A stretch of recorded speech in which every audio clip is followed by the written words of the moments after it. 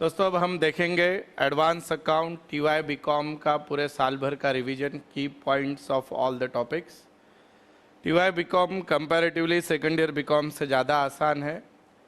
First semester का अगर सोचा जाए तो अकाउंटिंग स्टैंडर्ड एक टॉपिक है जिस पे न्यूमेरिकल या थ्योरी आएंगी, but remaining to topics mainly bank final account और इंश्योरेंस क्लेम एग्ज़ाम में आते ही है। बहुत से बार ऐसे देखा गया है कि जो कोऑपरेटिव सोसाइटी फाइनल अकाउंट है वो बैंक फाइनल अकाउंट के और में आया है। सेकंड टर्म के बारे में सोचा जाए तो आपको branch account is there as a compulsory, then ratio analysis और सिंगल एंट्री एक में को और दिए गए ऑप्शन दिए गए हैं, एंड जो थ्योरेटिकल टॉपिक है टैक्स से रिलेटेड वैट वगैरह उस पर शॉर्ट नोट्स आए एग्ज़ाम में। तो वन बाय वन सारे टॉपिक हमको कवर करने हैं। सबसे पहले मैं स्टार्ट कर रहा हूँ इंश्योरेंस क्लेम। आपको पता है कि इंश्योरेंस के दो टाइप है, mainly general insurance and life insurance. There is nothing for calculation in business as regards to your life insurance. Here we our concern is only general insurance. General insurance में भी हमको सिर्फ fire insurance का calculation करना है। अब fire insurance में आपके सिलेबस में दो टाइप की पॉलिसी है, एक है लॉस ऑफ स्टॉक पॉलिसी और दूसरी है लॉस ऑफ प्रॉफिट पॉलिसी।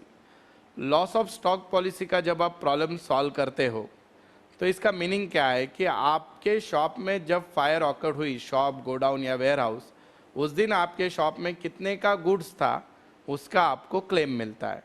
तो वो क्लेम कैलकुलेट करने के लिए अब ऐसे तो है कि जैसे फायर ऑकर हुई तो बुक्स ऑफ अकाउंट भी लॉस होंगे, तो जो भी एस्टिमेटेड इन्फॉर्मेशन अवेलेबल है पास्ट रिकॉर्ड में से, उसमें से हमको stock on the date of fire निकालना होता है, तो उससे ही हमको लॉस ऑफ स्टॉक का क्लेम मिलेगा।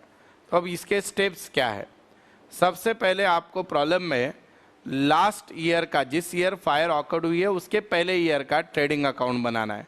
All of you know that कि ट्रेडिंग अकाउंट के डेबिट में opening stock, purchase less return, wages, carriage inward रहेगा। क्रेडिट में sales less return, closing stock रहेगा। तो आपको उससे उसका ग्रॉस प्रॉफिट मिलेगा। कभी कभी आपको प्रॉब्लम में सिर्फ लास्ट 1 ईयर का जीपी ट्रेडिंग अकाउंट दिया जाएगा, कभी कभी 3-4 साल का दिया जाएगा। अगर लास्ट 1 साल का दिया है तो उसका जीपी निकालो, 3-4 साल का दिया है तो 3-4 साल का जीपी निकालो और उसका एवरेज कर लो। अब हमारी स्टेप नंबर 2 होती है, step 1 prepare trading account of the last year before fire. अब नेक्स्ट स्टेप होती है कैलकुलेट जीपी रेशियो। अब जीपी रेशियो का फॉर्मूला होता है gross profit divided by sales into 100, जिससे आपको परसेंटेज ऑफ जीपी पता चलेगा। अब थर्ड स्टेप होती है जिस साल आपके यहाँ फायर ऑकर्ड हुई उस साल का ट्रेडिंग अकाउंट। मैं आपको एग्जांपल देता हूँ। समझो आज आपके यहाँ फायर ऑकर्ड हुई है और आज का तारीख है समझो 15 सितंबर, 15 सितंबर। तो आप और समझो आपको सबसे पहले देखना है प्रॉब्लम में कि वो बिजनेसमैन अकाउंटिंग ईयर कौन सा फॉलो कर रहा है। It can be a calendar year January to December, it can be a financial year April to March. समझो मैं बोलता हूँ कैलेंडर ईयर फॉलो कर रहा है, तो अभी चल रहा है आपका 2016, 15 सितंबर 2016 को आपके यहाँ फायर ऑकर्ड हुई, तो आपका लास्ट फुल ईयर रहेगा 1 जनवरी 2015 टू 31 दिसंबर 2015, इसका पहला ट्रेडिंग अकाउंट। और जिस साल फायर ऑकर्ड हुई यानी 1 जनवरी 2016 से आज तक यानी 15 सितंबर 2016 तक का दूसरा ट्रेडिंग अकाउंट। अब इस ट्रेडिंग अकाउंट में आपको ओपनिंग स्टॉक तो रहेगा लास्ट ईयर का, क्लोजिंग दिस ईयर का ओपनिंग, परचेसेस रहेंगे, बाकी एक्सपेंसेस रहेंगे, सेल्स रहेंगे। इस ट्रेडिंग अकाउंट में आपको दो चीज़ें नहीं मिलेगी, एक रहेगा जीपी और दूसरा रहेगा क्लोजिंग स्टॉक, जो stock on the date of fire है। तो आपने जो स्टेप नंबर 2 में जीपी रेशियो निकाला है वो जीपी रेशियो यहाँ पे यूज़ कर लो, जिससे आपको जीपी मिल जाएगा। अब आपकी डेबिट साइड बड़ी आएगी, क्रेडिट साइड में डिफरेंस आएगा, उसको बोलने का closing stock, that is nothing but stock on the date of fire. अब आपकी प्रॉब्लम की एडजस्टमेंट नंबर 4 आएगी। स्टेप नंबर 4 जो क्या रहेगी, आपको कैलकुलेशन ऑफ एक्चुअल लॉस करना होता है। क्या होता है, जितना स्टॉक फायर के पहले आपके पास था, may be due to some reason और may be fire brigade may come on time, आपका कुछ स्टॉक बच जाता है तो उसका आपको क्लेम नहीं मिलता है। तो आपको एग्जैक्टली एक्चुअल लॉस कितना हुआ है वो निकालना है। तो वो कैसे निकालोगे, stock on the date of fire ले लो, उसमें से स्टॉक सेव्ड यानी सैल्वेज जो भी है वो माइनस कर दो, जो बचेगा that is your actual loss. और अगर आपके प्रॉब्लम में एवरेज क्लॉज दिया है तो उसका फॉर्मूला आता है, वो फॉर्मूला है अमाउंट ऑफ पॉलिसी, आपको सम इंश्योर्ड दिया हुआ रहता है, डिवाइडेड बाय जो भी आपका stock on the date of fire है इनटू एक्चुअल लॉस करो, जो आंसर आएगा that is your claim value. पर अगर इतना आसान प्रॉब्लम होता तो टीवाई में देते ही नहीं। इसमें problem generally poor selling goods का एग्जाम में आता है, दैट इज़ एबनॉर्मल गुड्स। अगर आपके क्वेश्चन में पुअर सेलिंग गुड्स आ गए तो जहाँ जहाँ पुअर सेलिंग गुड्स आए हैं उनकी ट्रांजैक्शन वैल्यू माइनस कर दो, बाजू में वर्किंग नोट करते जाओ कि पुअर सेलिंग गुड्स कितने का बचा है, वो लास्ट के स्टेप नंबर 4 में याद से ऐड कर देना, then calculate actual loss. This is the first method. अब सेकंड मेथड होती है लॉस ऑफ प्रॉफिट पॉलिसी। सुनने में ही नाम जरा अजब लगता है। लॉस ऑफ प्रॉफिट पॉलिसी यानी क्या? जब भी कोई बिजनेस में फायर ऑकर्ड होती है तो बिजनेस कुछ समय के लिए बंद रहता है, और इवन कुछ समय के बाद जब आप चालू करते हो तो उसको फ्लो में आने के लिए और कुछ टाइम जाता है, that we called indemnity period.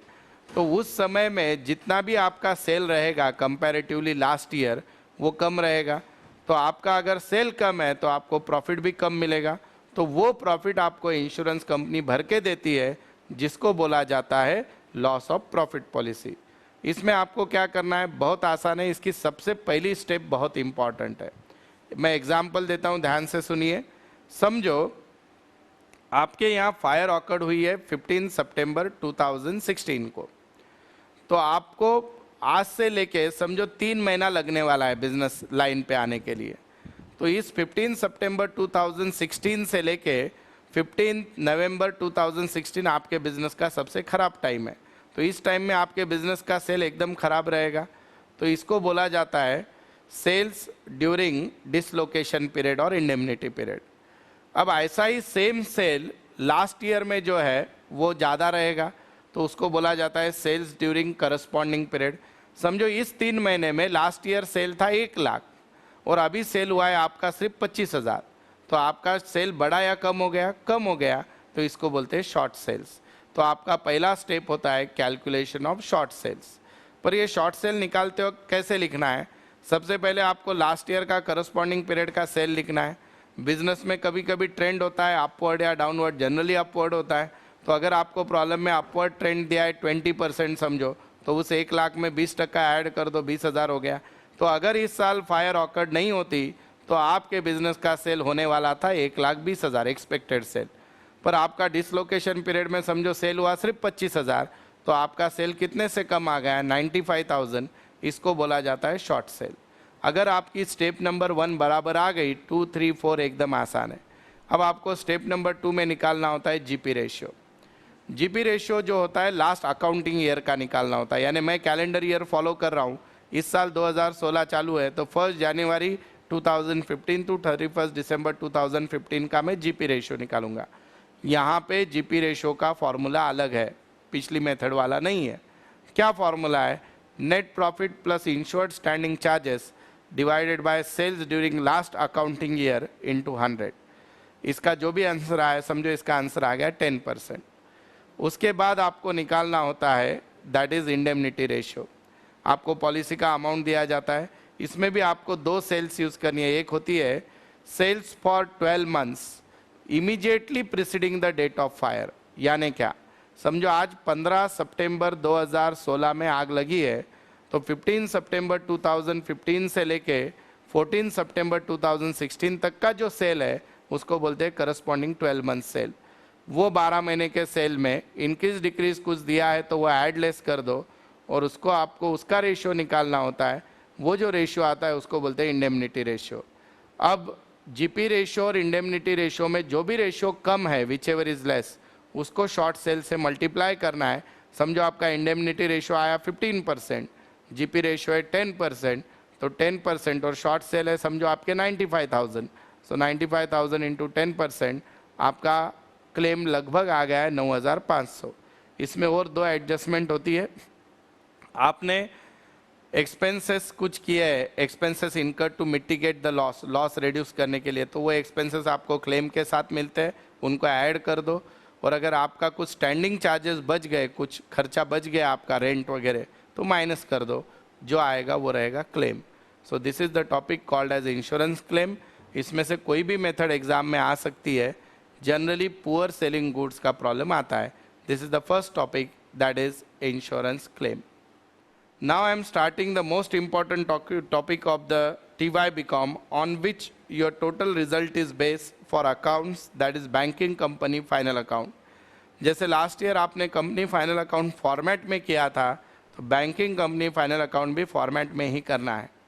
Bank final account करते समय आपको 16 वर्किंग नोट करना है, यानी 16 item generally bank final account में होते हैं।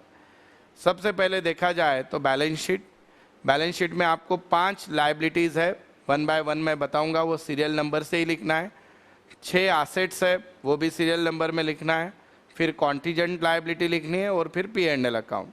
तो हम सबसे पहले स्टार्ट करते हैं पहली वर्किंग नोट या बैलेंस शीट की फर्स्ट हेडिंग लाइबिलिटी की, जिसका नाम है शेयर कैपिटल।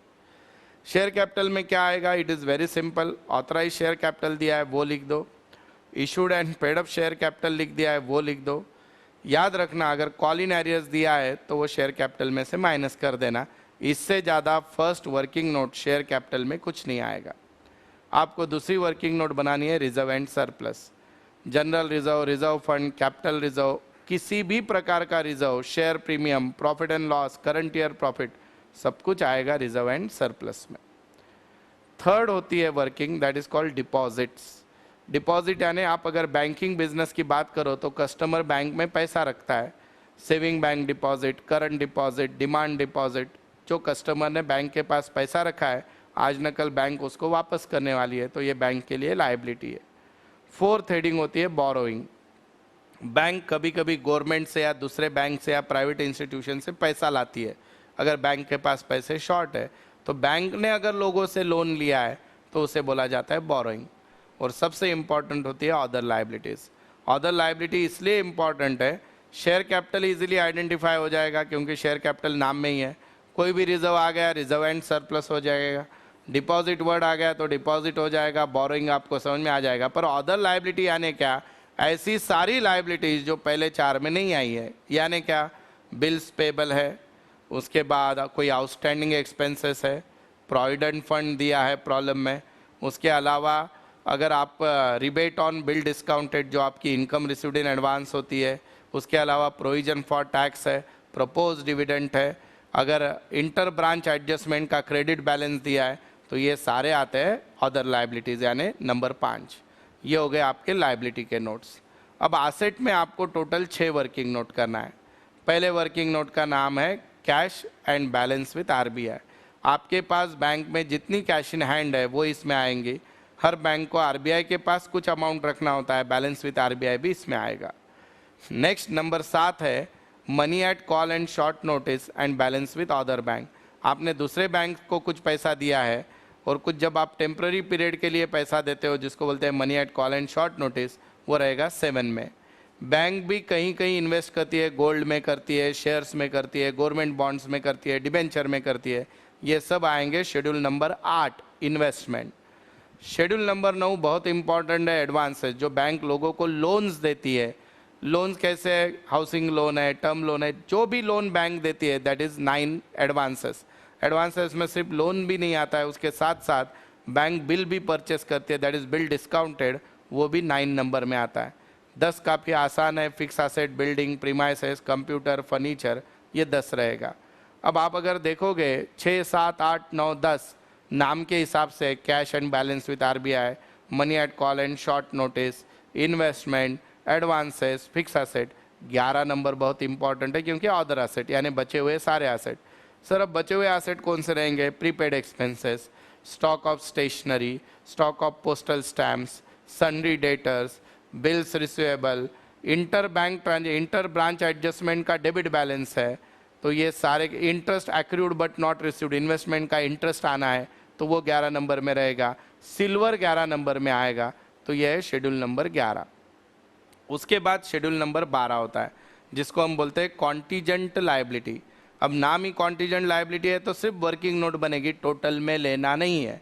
फेमस ऐसे कॉन्टीजेंट लायबिलिटी एडजस्टमेंट में आते ही है, वो आपको सिर्फ 12 में लिखना है, उसका दूसरा इफेक्ट दोगे तो प्रॉब्लम कभी टैली नहीं होगा। कौन कौन से है? acceptances endorsement on behalf of customer, then bills for collection, guarantees given on behalf of customer और डायरेक्टर्स, ये सारे के सारे आइटम जो है वो शेड्यूल नंबर 12 में आता है। अब हम बैलेंस शीट खत्म कर चुके हैं 1 से 12 तक। अब हम आते हैं प्रॉफिट एंड लॉस। बैंक चलती किस पे है? इंटरेस्ट पे। बैंक की इनकम भी मेजर इंटरेस्ट है और खर्चा भी मेजर इंटरेस्ट है। तो P&L अकाउंट में पहले होता है इनकम। इनकम में दो वर्किंग नोट है, एक है इंटरेस्ट अर्न और दूसरा है अदर इनकम। बैंक की मेन इनकम होती है इंटरेस्ट, तो इंटरेस्ट और डिस्काउंट जो भी बैंक को मिलता है सारे लाइबिलिटीज में मिलता है, यानी सारे डिपॉजिट पे, सारे एसेट पे मिलता है। जैसे क्या बैलेंस विद RBI पे इंटरेस्ट मिलेगा, बैलेंस विद अदर बैंक पे इंटरेस्ट मिलेगा, इन्वेस्टमेंट पे इंटरेस्ट मिलेगा, लोन्स एडवांसेस पे इंटरेस्ट और डिस्काउंट मिलेगा। ये सारे इंटरेस्ट 13 नंबर वर्किंग नोट में आएंगे, जिसको हम बोलेंगे इंटरेस्ट अर्न। 14 नंबर रहेगा अदर इनकम। अब बैंक की अदर इनकम क्या रहती है? बैंक को ब्रोकरेज मिलता है, बैंक को हम चार्जेस देते हैं, कमीशन मिलता है, बैंक को लॉकर का रेंट मिलता है, बैंक ने अगर एसेट में इन्वेस्ट किया है तो उनके सेल पे प्रॉफिट हुआ, लॉस हुआ तो भी 14 में ही माइनस करने का, रिवैल्यूएशन में प्रॉफिट लॉस हुआ 14 में ही लिखने का, प्लस माइनस। बैंक के पास फॉरेन एक्सचेंज होता है, उनका वैल्यूएशन चेंज हुआ, so that is also 14 number. ये हो गई बैंक की अदर इनकम। 13 और 14 की टोटल कर दो, ये हो गई बैंक की टोटल इनकम, यानी बैंक की P&L की क्रेडिट साइड। अब है 15, यानी बैंक का खर्चा। अब जैसे इंटरेस्ट अर्न इनकम है तो इंटरेस्ट एक्सपेंडेड खर्चा है। बैंक किस पे इंटरेस्ट देंगी? तो लायबिलिटी पे। कौन से लायबिलिटी पे? सारे डिपॉजिट, सेविंग अकाउंट है, टर्म डिपॉजिट है, उस पर जो बैंक इंटरेस्ट पेड कर रही है, that is interest expanded. 16 number एकदम आसान है, अदर एक्सपेंसेस, ऑपरेटिंग एक्सपेंसेस, यानी सारा P&L अकाउंट का debit side, salary, rent, postage, Telegram, advertisement, bad debts etcetera, depreciation, ये सारे के सारे आ जाएंगे 16 नंबर। 16 नंबर में ही उसके नीचे हमें एक लिखते हैं प्रोविजन एंड कॉन्टीजेंसीज, जो 16 में ही अलग से बनाना होता है आपको। उसको उसके अंदर जनरली आता है प्रोविजन फॉर टैक्स हम लिखते हैं, देन RDD वगैरह आ गया तो उसमें लिखना है। तो इस तरह से आपका P&L तैयार हो गया। अब बैंक फाइनल अकाउंट के इंपॉर्टेंट एडजस्टमेंट कौन कौन से है, पर उसके पहले आपको एक बहुत इजी लॉजिक बताता हूँ मैं, जिससे आपका प्रॉब्लम कभी भी गलत नहीं जाएगा, जो 11 से हम करते आ रहे हैं। क्या लॉजिक है? आपको बैंक फाइनल अकाउंट में ट्रायल बैलेंस दिया जाता है, बराबर है? तो ट्रायल बैलेंस में जितने भी आइटम्स डेबिट बैलेंस बता रहे हैं, या तो वो एसेट रहेंगे या तो एक्सपेंसेस रहेंगे। एसेट रहेंगे यानी 6, 7, 8, 9, 10, 11 में कहीं पे जाएंगे, या अगर वो एक्सपेंसेस है तो 15, 16 या प्रोविजन में जाएंगे। और सेम अगर क्रेडिट बैलेंस है तो वो एक तो लायबिलिटी है नहीं तो इनकम है, यानी एक तो वो 1, 2, 3, 4, 5 में जाएगी, नहीं तो इनकम है यानी 13 और 14 में जाएगी। इतना याद रखना हमेशा, और कोई भी ट्रायल बैलेंस के आइटम का डबल इफेक्ट मत देना। अब एडजस्टमेंट क्या क्या आती है? सबसे पहली एडजस्टमेंट बैंक फाइनल अकाउंट में आती है, वो होती है रिबेट ऑन बिल डिस्काउंटेड। यानी आपने बैंक से बिल डिस्काउंट किया, बैंक का ईयर खत्म हो गया पर बैंक ने आपसे इनकम ज़्यादा ले ली, तो आपके बैंक की इनकम ज़्यादा दिखती है, तो बैंक उसको इनकम में से माइनस करता है। तो बैंक की डिस्काउंट इनकम कहाँ पे होती है? 13 में। तो इसका पहला इफेक्ट होता है लेस फ्रॉम 13। अब ये एडवांस इनकम जो है वो अकाउंट में लायबिलिटी होती है, तो इसका दूसरा इफेक्ट जाएगा schedule number 5, that is other liability. Second adjustment आपके प्रॉब्लम में आएगा प्रोविजन फॉर टैक्स। तो आपका जो भी प्रोविजन फॉर टैक्स होता है, दैट प्रोविजन एक्चुअल में शेड्यूल नंबर 5 में जाता है प्रोविजन फॉर टैक्स, और उसका जो भी कैलकुलेशन करते हैं उसका दूसरा इफेक्ट ऑपरेटिंग एक्सपेंसेस में हम अलग वर्किंग नोट करते हैं प्रोविजंस, उसमें आपको लिखना है। Then third adjustment bank final account में आती है RDD की। तो अब बैंक के डेटर है लोन्स एंड एडवांसेस, तो शेड्यूल नंबर 9 एडवांसेस में से माइनस कर दो, और दूसरा इफेक्ट ये RDD प्रोविजन है 16 में ही प्रोविजन में अलग लिख दो। कभी कभी आपको एडजस्टमेंट आती है स्टॉक ऑफ स्टेशनरी या स्टैम्प्स, 16 में जाके पोस्टेज स्टैम्प्स में से स्टेशनरी में से माइनस कर दो और 11 में भेज दो। सबसे इम्पॉर्टेंट एडजस्टमेंट डेप्रिसिएशन है, 10 में से माइनस कर दो और बैंक का खर्चा है 16 में लिख दो। उसके बाद interest accrued on investment, investment पे ब्याज आना है, तो बैंक की वो आउटस्टैंडिंग इनकम है 13 में ऐड कर दो, और इन्वेस्टमेंट नाम पढ़ के 11 में मत लिखना, 8 नंबर बोल दो, 8 में मत लिखना, वो जाएगा 11 में अदर एसेट में। और सबसे इम्पॉर्टेंट एडजस्टमेंट जो लास्ट के दो है, एक है प्रपोज डिविडेंड का, दूसरा है स्टैट्यूटरी रिजर्व। आपके प्रॉब्लम में अगर प्रपोज डिविडेंड बोला है तो P&L में नीचे अप्रोप्रिएशन होता है, उसमें माइनस कर दो जो भी डिविडेंड है, और उसका दूसरा इफेक्ट शेड्यूल नंबर 5 में देते हो अदर लायबिलिटी। और अब आप जब आपको इनकम की टोटल कर ली आपने 13-14 और एक्सपेंडिचर की कर ली 15-16, उसमें से जो बचेगा वो आपका करंट ईयर का प्रॉफिट है, उसमें आप लास्ट ईयर का प्रॉफिट ऐड कर लोगे, आपका टोटल प्रॉफिट हो जाएगा, उसमें से अप्रोप्रिएशन होता है।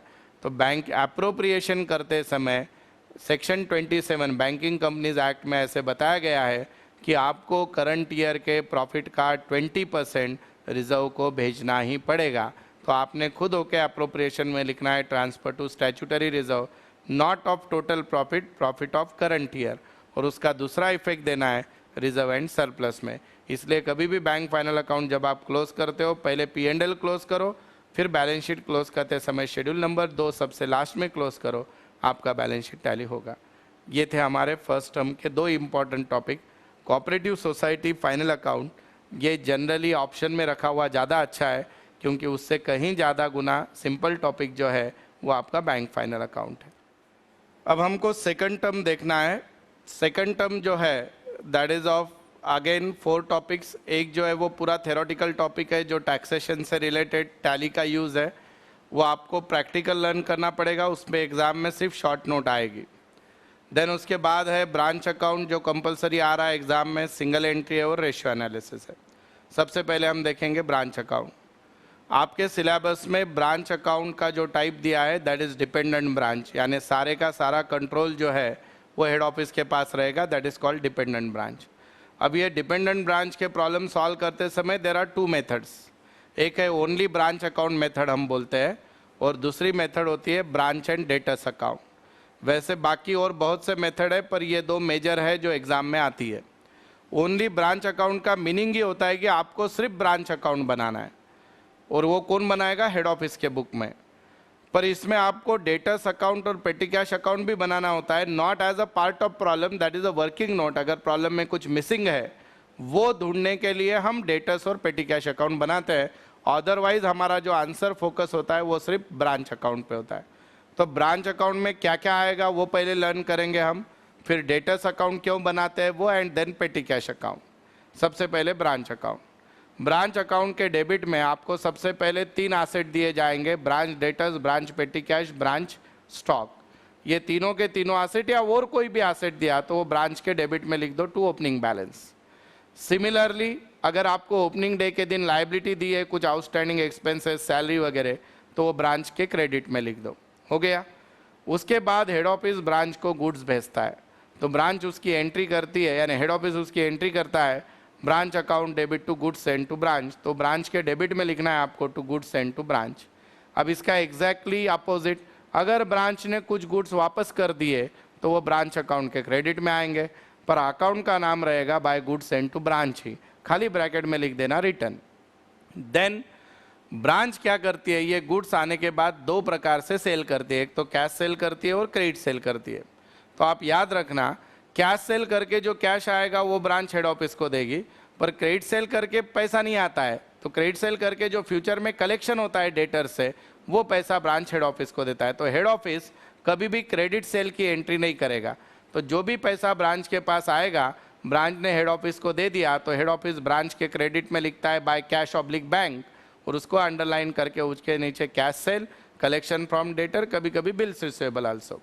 अब ब्रांच को चलाने के लिए पैसा चाहिए, वो पैसा हेड ऑफिस देता है, या तो चेक से या तो कैश से, तो वो आपको ब्रांच के डेबिट में लिखना है टू कैश ऑब्लिक बैंक लिख के, सैलरी, रेंट वगैरह। अगर पेटी एक्सपेंसेस के लिए इम्प्रेस दिया है तो वो भी डेबिट में लिखना है। उसके बाद आपको ब्रांच के क्लोजिंग बैलेंस दिए जाते हैं एसेट के, वो क्रेडिट में लिखना है। जैसे ओपनिंग में डेटर्स, स्टॉक और पेटी कैश लिखा, वैसे क्रेडिट में भी by closing balance branch stock, branch debtors, branch petty cash. Liability closing में दिए तो वो डेबिट में आ जाएगी। अब इतना सब करने के बाद ब्रांच के अगर डेबिट में बैलेंस आया तो प्रॉफिट, क्रेडिट में आया तो लॉस। अब इसमें और क्या हो सकता है, इसमें आती है लोडिंग। लोडिंग यानी क्या, हेड ऑफिस आपको गुड्स कॉस्ट प्राइस पे नहीं भेज रहा है, उसमें प्रॉफिट ऐड करके भेज रहा है जो आपको कैलकुलेट करना होता है, that is called loading.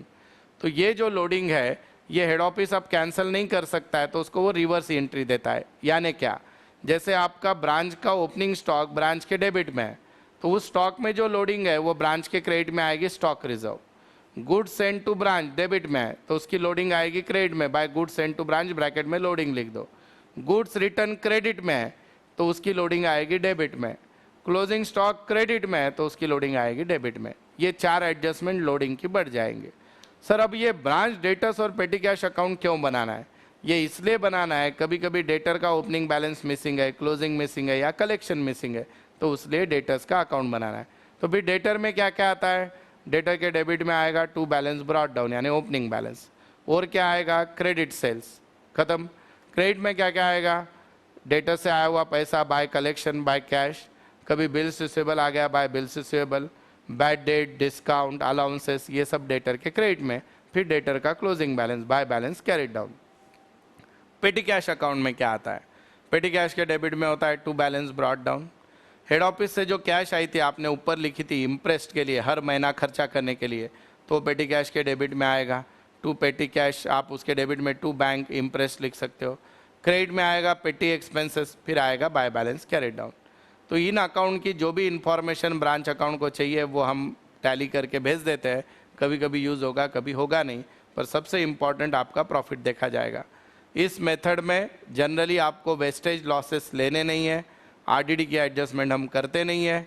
So this is a branch account. अब ये मेथड का नाम था ओनली ब्रांच अकाउंट, पर दूसरी मेथड है जिसका नाम है स्टॉक एंड डेटर्स मेथड। इसमें आपको लगभग 6 अकाउंट बनाने हैं। पहले मेथड का पहले अकाउंट का नाम है ब्रांच स्टॉक, दूसरे अकाउंट का नाम है आपका ब्रांच डेटर्स, तीसरे अकाउंट का नाम है ब्रांच पेटी कैश, चौथे अकाउंट का नाम है ब्रांच एडजस्टमेंट, पांचवें अकाउंट का नाम है ब्रांच एक्सपेंसेस, और लास्ट अकाउंट है ब्रांच P&L अकाउंट। अब ब्रांच स्टॉक अकाउंट यानी क्या? ये गुड्स का अकाउंट है। एकदम सिंपल लॉजिक रखो, if goods comes in record eight debit side, if goods goes out record eight credit side. यानी क्या? सबसे पहले डेबिट में लिख दो स्टॉक के to balance brought down. Head office ने ब्रांच को गुड्स बेचा यानी गुड्स आया, तो ब्रांच लिख देगी डेबिट में, ब्रांच स्टॉक के डेबिट में to goods send to branch. अगर ब्रांच ने गुड्स वापस किया तो क्रेडिट में आ जाएगा by goods send to branch bracket में रिटर्न। ब्रांच ने सेल किया कैश सेल, तो ब्रांच स्टॉक के क्रेडिट में। क्रेडिट सेल भी किया तो ब्रांच स्टॉक के क्रेडिट में। अब रिटर्न आ गया तो ब्रांच स्टॉक के डेबिट में। ऐसे ये स्टॉक अकाउंट होता है। इस अकाउंट में वेस्टेज भी आता है, अगर है सरप्लस भी है तो आता है। अब इससे ध्यान से सुनिए इसमें क्या इंपॉर्टेंट है। ब्रांच स्टॉक अकाउंट जो है, अगर आपको क्लोजिंग बैलेंस नहीं दिया है स्टॉक का, तो इसकी बैलेंसिंग फिगर क्लोजिंग स्टॉक होती है। पर क्लोजिंग स्टॉक भी दे दिया, ओपनिंग स्टॉक भी दे दिया, टैली होना चाहिए। टैली हो गया बहुत अच्छा, पर टैली नहीं हुआ तो आपके डेबिट में अगर बैलेंस आया तो उसको बोलने का सरप्लस, और क्रेडिट में बैलेंस आया तो उसको बोलने का शॉर्टेज। आपका जो सरप्लस आएगा उसको भी 2 पार्ट में आपको डिवाइड करना है। दैट इज, एक जो पार्ट है वो लोडिंग का जाएगा एडजस्टमेंट में, और जो बचा हुआ पार्ट है वो जाएगा सरप्लस का प्रॉफिट एंड लॉस अकाउंट में। Then you have to prepare second account, that is branch debtors account. Branch debtors account जो है, जो लास्ट मेथड में कर रहे थे सेम वैसे ही करना है। यानी डेबिट में आएगा टू बैलेंस ब्रॉट डाउन, फिर आएगा क्रेडिट सेल्स, क्रेडिट में आएगा बाय कैश यानी कलेक्शन, बाय बिल्स रिसीवेबल, और उसके बाद discount, bad debts and then allowances, और बाय बैलेंस कैरिड डाउन। ये हो गया आपका डेटर्स अकाउंट। आपको थर्ड अकाउंट बनाना है petty cash account. Very simple, debit में आएगा to balance brought down, imprest जो है वो डेबिट में आएगा, क्रेडिट में आएगा पेटी expenses, bye balance carried down. अब इसके आगे जो अकाउंट बनने वाले हैं वो सारे अकाउंट नए हैं, जैसे ब्रांच एडजस्टमेंट अकाउंट। आपको याद होगा पिछले मेथड में अगर आपको लोडिंग दी है तो वो लोडिंग हम ब्रांच अकाउंट में ही एडजस्ट कर रहे थे, पर इस मेथड में branch adjustment account is only prepare to adjust your loading. तो अब ओपनिंग स्टॉक डेबिट में है तो उसकी लोडिंग एडजस्टमेंट के क्रेडिट में लिखो। Goods send to branch debit में है तो उसकी लोडिंग ब्रांच एडजस्टमेंट के क्रेडिट में लिखो। Goods return by branch branch stock के क्रेडिट में है तो उसकी लोडिंग ब्रांच एडजस्टमेंट के डेबिट में लिखो। क्लोजिंग स्टॉक ब्रांच स्टॉक के क्रेडिट में है तो उसकी लोडिंग ब्रांच एडजस्टमेंट के डेबिट में लिखो। ब्रांच एडजस्टमेंट की हमेशा क्रेडिट साइड बड़ी आएगी, डेबिट में आंसर आएगा उसको बोलने का ग्रॉस प्रॉफिट। वो ग्रॉस प्रॉफिट P&L अकाउंट के क्रेडिट में जाएगा। नेक्स्ट अकाउंट रहेगा ब्रांच एक्सपेंसेस। अब ब्रांच के एक्सपेंसेस कहाँ हुए हैं? सैलरी, रेंट, टैक्सेस हुए हैं तो एक्सपेंसेस के डेबिट में टू कैश लिख दो। और 2 जगह ब्रांच के एक्सपेंसेस हुए हैं, डेटर अकाउंट में हुआ है, बैड डेट, डिस्काउंट, अलाउंसेस, वो भी एक्सपेंसेस के डेबिट में लिख दो। और एक्सपेंसेस कहाँ पे हुआ है? पेटी एक्सपेंसेस हुआ है पेटी कैश में, वो भी एक्सपेंसेस के डेबिट में लिख दो। ब्रांच एक्सपेंसेस अकाउंट का डेबिट साइड बड़ा आएगा, क्रेडिट में फ़र्क आएगा, वो ब्रांच P&L के डेबिट में भेज दो। कभी कभी प्रॉब्लम में आरडीडी आएगी, वो भी ब्रांच P&L के डेबिट में लिख दो। इस मेथड में आरडीडी लेते हैं, ब्रांच P&L क्लोज करो, जो आंसर आएगा वो रहेगा आपका नेट प्रॉफिट, और वो नेट प्रॉफिट जो है वो जनरल P&L को जाएगा। This is stock and debtors method. Topic start कर रहे हैं जिसका नाम है रेशियो एनालिसिस। वैसे रेशियो का मीनिंग आप सबको पता है। Ratio is a mathematical equation which shows the relationship between two or more variables which are connected with each other. अब हम रेशियो जो है balance sheet, trading account, P&L account पे से निकालते हैं। We are learning financial ratios. अब financial ratios learn करते समय आपको 2 साल का प्रॉब्लम आ सकता है, 2 कंपनी का प्रॉब्लम आ सकता है, and they can ask comparison also. Fortunately आपके सिलेबस में सारे 25-30 रेशियो नहीं है, सिर्फ 7 से 8 रेशियो दिए। तो कौन कौन से रेशियो और उनका फॉर्मूला क्या है समझ के लो। सबसे पहला रेशियो है gross profit ratio, GP ratio. GP ratio का फॉर्मूला होता है gross profit divided by net sales into 100। ये प्रॉफिट से रिलेटेड रेशियो है, यानी परसेंटेज में ही लिखना होता है। सेकंड रेशियो होता है net profit ratio. Again very simple formula, it is a relationship between net profit and sales. तो इसका फॉर्मूला रहेगा net profit divided by net sales into 100। Third ratio है आपके इसमें ऑपरेटिंग रेशियो। इसमें कंफ्यूज मत होना, there is separate operating profit ratio and operating ratio. Operating ratio ये कॉस्ट से रिलेटेड है। इसका फॉर्मूला है दैट इज नेट प्रॉफिट, एक जो रेशियो है that is net operating ratio, उसका फॉर्मूला है net operating profit divided by sales into 100। अब प्रॉब्लम ऐसा आता है कि नेट ऑपरेटिंग प्रॉफिट यानी क्या, आपको लेना है नेट प्रॉफिट, उसमें ऐड करना है नॉन ऑपरेटिंग एक्सपेंसेस, माइनस करना है नॉन ऑपरेटिंग इनकम, जो आएगा उसको बोलते हैं नेट ऑपरेटिंग प्रॉफिट। अब ऑपरेटिंग रेशियो जो है वो होता है एक्सपेंसेस से रिलेटेड। उसका जो फॉर्मूला है cost of good sold plus operating expenses divided by sales into 100। इस रेशियो के बारे में ऐसे बोला जाता है lower the ratio better it is. Cost of good sold कैसे निकलेगा, sales minus GP. Operating expenses यानी क्या, administrative expenses, selling expenses, distribution expenses. तो ये चारों रेशियो जो है ये प्रॉफिट से रिलेटेड है। फिर आपको फिनेंशियल रेशियोज दिए हैं शॉर्ट टर्म के लिए, वो है current ratio and liquid ratio. Current ratio का फॉर्मूला है current asset upon current liability. Liquid ratio का फॉर्मूला है liquid asset upon liquid liability. अब लिक्विड एसेट कैसे निकलेंगे, current asset minus stock. Liquid liability कैसी निकलेगी, current liability minus bank overdraft. ये दोनों भी फाइनेंशियल रेशियो जो है वो आपको हमेशा प्रोपोर्शन में निकालना है, 2:1, 3:1। देन आपको पूछे जाते हैं टर्नओवर रेशियो। टर्नओवर रेशियो में पहला है स्टॉक टर्नओवर रेशियो। उसका फॉर्मूला है cost of goods sold divided by average stock. इसमें इनटू 100 वगैरह कुछ भी नहीं, ये टाइम्स में होता है।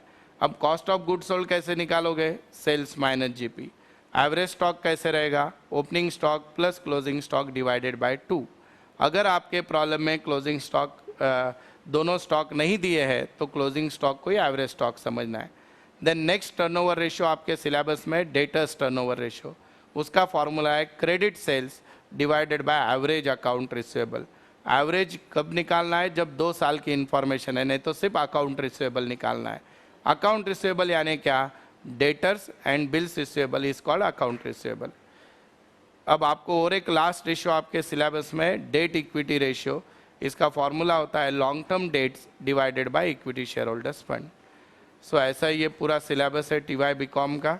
जनरली पिछले कुछ पेपर से सिंगल एंट्री को और में आ रहा है ratio analysis, then branch account is compulsory, insurance claim is compulsory, bank final account is option for cooperative society final account. Accounting standard और टैक्सेशन का थ्योरी टॉपिक है, आपको 14 मार्क्स के लिए आ रहा है। देन देर में भी फिल इन द ब्लैंक्स और 1 वर्ड आंसर और वन सेंटेंस आंसर, ऐसे ऑब्जेक्टिव क्वेश्चन आ रहे हैं। थैंक यू दोस्तों। TY का सबसे डिफ़िकल्ट टॉपिक समझा जाता है सिंगल एंट्री। उसके पीछे का रीज़न ऐसे है कि बहुत से बार हमारे बेसिक कंसेप्ट क्लियर नहीं रहने के खातिर ये टॉपिक टफ जाता है, पर इसको सॉल्व करने का एक बेसिक फंडामेंटल है, अगर आप वो फॉलो करते हो तो ये भी टॉपिक आसान जाएगा। सिंगल एंट्री के टॉपिक में आपके पास 2 मेथड्स है। One is calculation of profit method, second is conversion of single entry into double entry. Calculation of profit method जो है वो 12th में ऑलरेडी थी, इसलिए वो वापस नहीं आएगी। That was very simple. Just you have to prepare opening statement of affairs, closing statement of affairs, and then statement showing profit oblique loss. पर जो सेकंड मेथड है conversion of single entry into double entry, इसका numerical 20 marks के लिए पूछा जाता है। और अभी कुछ सालों से या मीन्स 2 पेपर जो हुए हैं उसमें एक फैक्टर ऐसा है कि कभी कभी ये रेशियो एनालिसिस को और भी आया है।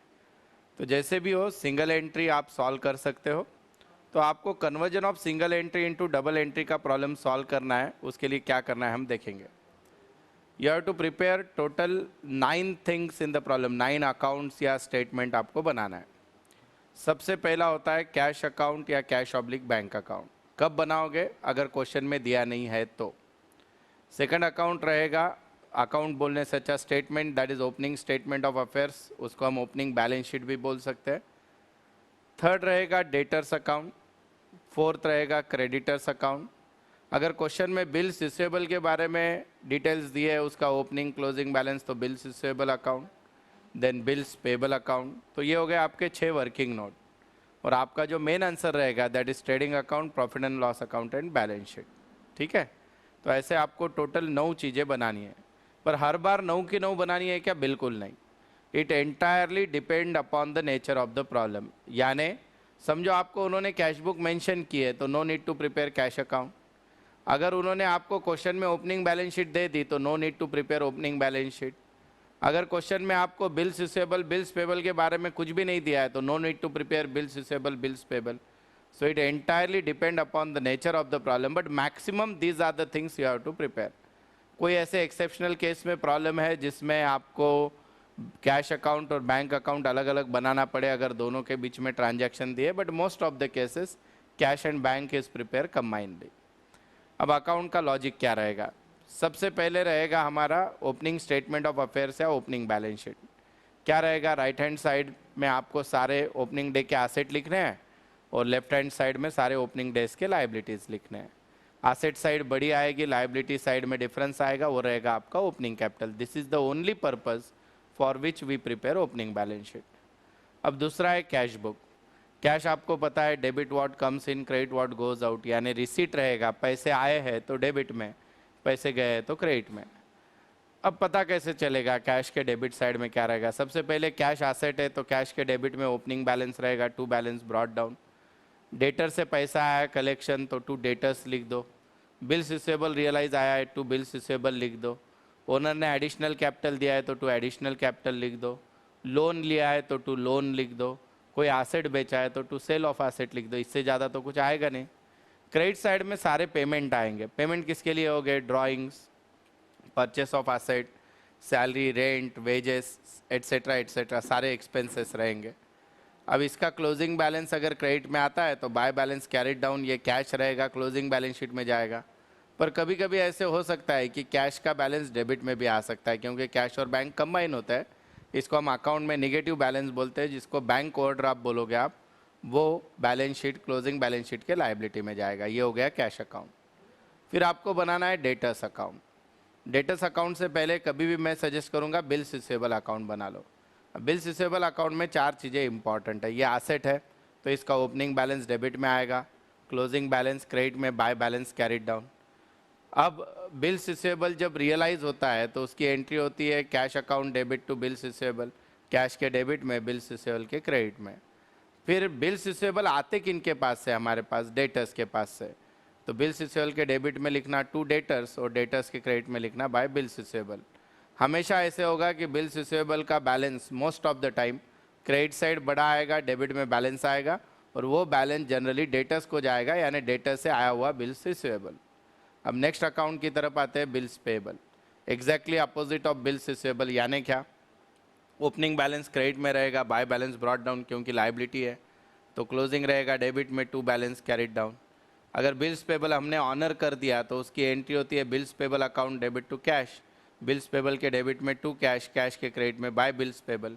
अब क्वेश्चन आता है कि बिल्स पेबल हम देते किन को है? तो हम देते हैं क्रेडिटर्स को, उसका एंट्री होता है creditors account debit to bills payable, तो क्रेडिटर के डेबिट में ट्रांसफर कर देना बिल्स पेबल, बिल्स पेबल के क्रेडिट में लिख देना by creditors. Generally bills payable का डेबिट साइड बड़ा होता है, उसका बैलेंस क्रेडिटर को जाता है। नेक्स्ट तीसरा अकाउंट है आपका डेटर्स, जो काफ़ी इंपॉर्टेंट है। डेटर एसेट है तो ओपनिंग बैलेंस डेबिट में रहेगा, टू बैलेंस ब्रॉट डाउन। उसके अलावा डेटर के डेबिट में क्या आएगा, तो सबसे इंपॉर्टेंट है क्रेडिट सेल्स। क्रेडिट सेल्स के दो इफेक्ट हो गए, डेटर्स के डेबिट में और ट्रेडिंग के क्रेडिट में। जनरली ये दो मेजर आइटम डेटर्स में आते हैं। डेटर्स के क्रेडिट में क्या आएगा, कलेक्शन, जिसका दूसरा इफेक्ट कैश के डेबिट में रहेगा। डेटर्स के क्रेडिट में आएगा बिल्स रिसीवेबल, जिसका दूसरा इफेक्ट बिल्स रिसीवेबल के डेबिट में रहेगा। डेटर्स के क्रेडिट में आएगा बैड डेट्स, अलाउंसेस, इसका दूसरा इफेक्ट P&L के डेबिट में जाएगा। डेटर्स के क्रेडिट में आ सकता है डिस्काउंट, जिसका भी इफेक्ट P&L के डेबिट में जाएगा। डेटर्स के क्रेडिट में कभी कभी सेल्स रिटर्न आ सकता है, तो उसको आपको ट्रेडिंग में से माइनस करना है। तो इस हिसाब से आपका डेटर्स अकाउंट क्लोज होगा। डेटर अकाउंट के चार मेजर पर्पस होते हैं। ओपनिंग बैलेंस अगर नहीं है तो वो आपका डेबिट में डिफरेंस आएगा, कभी कभी क्रेडिट सेल आंसर आता है, कभी कभी क्लोजिंग बैलेंस या कभी collection, depend upon the nature of the problem. आपका नेक्स्ट अकाउंट रहेगा क्रेडिटर्स। डेटर का एग्जैक्टली अपोजिट, यानी क्रेडिटर लाइबिलिटी है तो उसका ओपनिंग बैलेंस क्रेडिट में आएगा, बाय बैलेंस ब्रॉट डाउन। फिर उसके बाद उसके क्रेडिट में क्या आएगा, तो क्रेडिट परचेस आएंगे।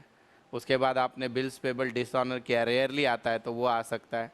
और अब उसके जो ये है क्रेडिटर्स के डेबिट में क्या क्या आएगा, सबसे पहले क्रेडिटर्स के डेबिट में परचेस रिटर्न है तो आ जाएंगे, उसका दूसरा इफेक्ट परचेस में से माइनस। देन आपने उनको कैश पेड की तो क्रेडिटर्स के डेबिट में और कैश के क्रेडिट में। उसके बाद आपने उनको बिल्स पेबल दिया तो क्रेडिटर्स के डेबिट में और बिल्स पेबल के क्रेडिट में। ऐसे ये मेजर आइटम्स रहता है। क्रेडिटर अकाउंट भी चार रीज़न के लिए किया जाता है। एक तो या तो ओपनिंग बैलेंस दिया नहीं है, या तो क्लोजिंग दिया नहीं है, या तो परचेसेस, या तो payment. Most of the time इसका आंसर क्रेडिट परचेस होता है जो ट्रेडिंग के डेबिट में जाएगा। अब ये होने के बाद आपको बनाना है ट्रेडिंग P&L और बैलेंस शीट जो नॉर्मल फाइनल अकाउंट में होते हैं, यानी opening stock, purchase less return, then wages, carriage inward वगैरह रहेगा। क्रेडिट साइड में रहेगा सेल्स, उसमें से रिटर्न माइनस क्लोजिंग स्टॉक, इसका आंसर GP आएगा जो P&L में जाएगा। P&L अकाउंट जो बनाओगे उसके डेबिट में सारे indirect expenses, rent, bad debts, salary, general expenses वगैरह। क्रेडिट में आपका GP आ जाएगा, कमीशन रिसीव्ड, डिस्काउंट रिसीव्ड, इसका आंसर आएगा नेट प्रॉफिट। बैलेंस शीट में पहुंच जाओ, ऑलरेडी ओपनिंग कैपिटल जो ओपनिंग स्टेटमेंट में से आया वो ड्राइंग माइनस कर दो, कैपिटल आपका एडिशनल कैपिटल आया ऐड कर दो, और ये नेट प्रॉफिट या नेट लॉस प्लस या minus. The only basic principle this topic follows, अगर आपको कोई भी अकाउंट दिया है क्वेश्चन में या स्टेटमेंट दिया है, उसके हर आइटम का इफेक्ट एक ही होगा। और अगर कोई भी इंफॉर्मेशन दी है विदाउट स्टेटमेंट, हर एक का इफेक्ट दो होगा। अगर ये चीज़ अगर आप ध्यान रखो, प्रॉब्लम के शुरुआत से एंड तक ऐसे ही सॉल्व करो, तो सिंगल एंट्री पहले अटेम्प्ट में टैली होता है। तो ये था पूरा TY BCom का सिलेबस। अब आपको एग्ज़ाम में जाते वक्त किन टॉपिक को सबसे ज़्यादा वेटेज देना है। आपका बैंक फाइनल सबसे अच्छा चाहिए, इंश्योरेंस क्लेम आजकल कंपलसरी आ रहा है वो परफेक्टली करो। देन उसके बाद आपको रेशियो एनालिसिस और सिंगल एंट्री और आता है, but it is not the rule. तो सिंगल एंट्री सेकेंडरी रखो, पहले रेशियो अच्छे से कर लो। रेशियो में आपके सिलेबस में सिर्फ 8 रेशियोज़ है, उससे ज़्यादा कोई पूछे नहीं जाते हैं। Then branch account. तो ऐसे आपको पांचों टॉपिक अच्छे से करना है। थ्योरी करते समय अकाउंटिंग स्टैंडर्ड 7, अकाउंटिंग स्टैंडर्ड 3 और अकाउंटिंग स्टैंडर्ड 17 सबसे इम्पॉर्टेंट है। और दूसरा आपको एक थ्योरेटिकल टॉपिक है जो टैक्स से रिलेटेड है, इनडायरेक्ट टैक्सेस, उसके शॉर्ट नोट्स आ सकते हैं, वैट, सर्विस टैक्स वगैरह। तो ये पूरा पेपर है। TY BCom is an opportunity to score maximum marks, क्योंकि अकाउंट का सिलेबस सबसे कम है। All the best.